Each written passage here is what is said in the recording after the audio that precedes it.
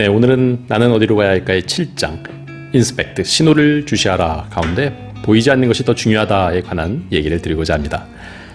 개와 늑대의 시간이란 말이 있습니다. 해가 기울기 시작해서 땅거미가 내리는 석양 무렵을 프랑스인들은 이렇게 말을 하는데요. 빛과 어둠이 뒤섞이면 저 언덕 넘어서 실루엣으로 다가오는 그 짐승이 내가 기르는 개인지 나를 해치러 오는 늑대인지 분간할 수 없는 시간이라는 뜻이죠. 통계에 따르면 교통사고는 아주 컴컴한 한밤중보다 개와 늑대의 시간에 빈번하게 발생한다고 합니다. 아예 보이지 않을 때보다 어렴풋이 보이는 때, 또 사물의 윤곽이 흐려져서 잘 보이지 않는 시간에 예기치 않은 사고가 일어난다고 합니다. 차에는 안전운전을 위해서 많은 안전 편의장치들이 있죠. 그 중에 어떠한 첨단 장치보다 더 중요한 그것은 바로 미러가 아닌가 싶습니다. 육안으로 직접 확인해야 하는 미러는 안전운전을 위해서 가장 원천적이고도 중요한 장치라고 할 수 있겠습니다. 모든 자동차의 사이드 미러에는 사물이 보이는 것보다 가까이 있습니다라는 문구가 적혀 있죠. 그 볼록한 미러는 후방의 시야를 넓게 확보해 주긴 하지만 사물이 멀리 있는 것 같은 착각을 일으키기 때문에 그러한 주의사항을 표시해 놓은 것입니다. 결국 거울을 통해 보이는 것은 실제와는 차이가 있고 보이는 게 전부가 아니라는 얘기죠. 우리는 자신이 만든 거울로 세상을 들여다봅니다. 거울 안에다 세상을 가져다 붙여놓고 그 거울 안의 세상을 보면서 살고 있죠. 문제는 그 거울 안의 세상은 실제 세상과 확연하게 다르다는 점입니다. 그것이 자신의 주관에서 만들어졌다기보다는 부모님이나 선생님이나 같은 타인들에 의해서 만들어진 그런 거울에 의해서 실제 세상을 정확하게 보지를 못합니다. 바로 그곳에 사각지대가 존재하는 법이죠. 그러한 사각지대를 놓치는 순간에 우리는 심각한 부작용을 경험하게 되는데요. 이미 자신이 가진 무언가보다 남이 가진 것을 더 중요하게 여기고 가까이 있는 사람보다 멀리 있는 사람을 더 소중하게 생각하곤 합니다. 받은 사랑보다 받은 상처를 더 오래 간직하고 남을 늘 부러워하면서 자신과 비교하죠. 이 세상에서 가장 중요한 일은 성공 그리고 명예를 얻는 것이라고 착각하고 눈에 보이지 않는 것들은 아주 하찮게 여기는 경우가 많습니다. 하지만 이건 세상을 바로 보는 자세가 아닙니다. 눈에 보이지 않는 것이 보이는 것보다 훨씬 중요하고 소중할 때가 많죠. 스티븐 호킹 박사의 말대로 우리의 우주는 물질로 채워져 있지만 그 중에 97%가 빈 공간이라는 것입니다. 즉 우리 눈에 보이는 그 우주라는 것은 허상이고 참 실제가 아니기 때문에 이 보이지 않는 것을 빼놓고는 완벽한 설명을 할 수 없는 것이죠. 그런데도 우리는 세상을 보고 싶은 대로 봐야 직성이 풀리고 모든 걸 숫자로 환산해야 안도하게 됩니다. 하지만 우리가 보이는 것을 쫓아가면 보이지 않는 것은 멀리 도망가 버리죠. 그리고 보이는 것마저 얻을 수가 없게 됩니다. 사실 시각적으로 사물을 판단하는 것, 그것은 그리 믿을 수 있는 것은 못 됩니다. 왜냐하면 사물을 바라보는 시간, 장소, 또 그것이 전체냐 일부분에 따라 달라질 수밖에 없기 때문이죠.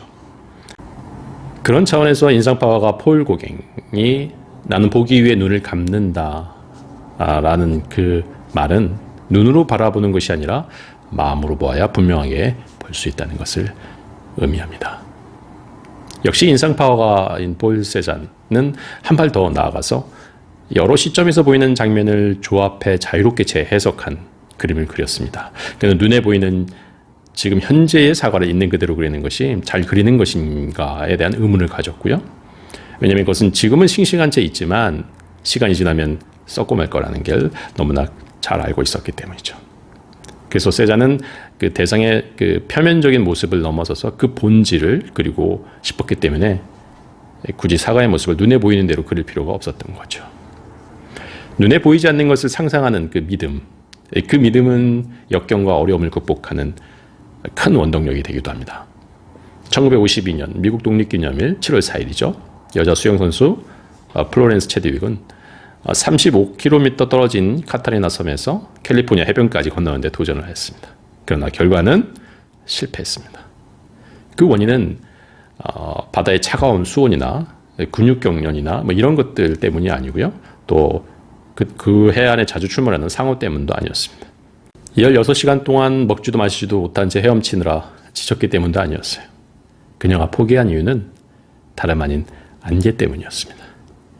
짙은 안개로 해변이 보이지 않자 극심한 불안, 두려움에 휩싸였고요.